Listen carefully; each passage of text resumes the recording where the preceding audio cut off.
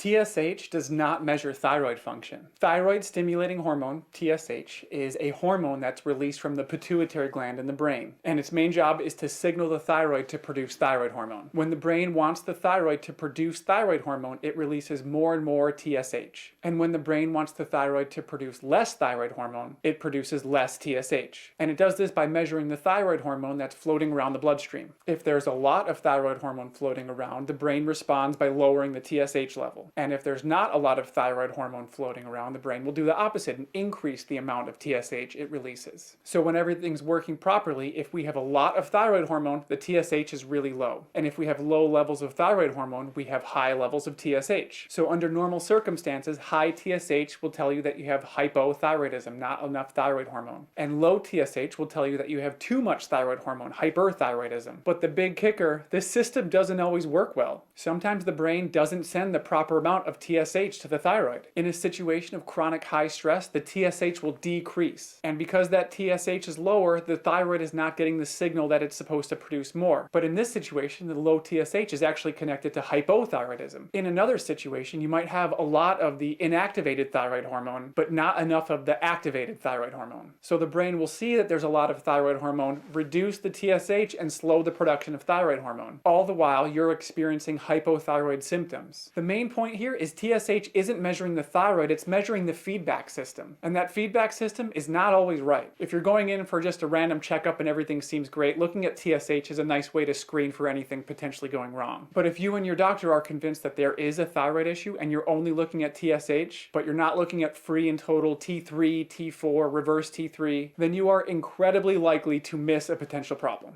Is this tie too wide? I think I hate this tie.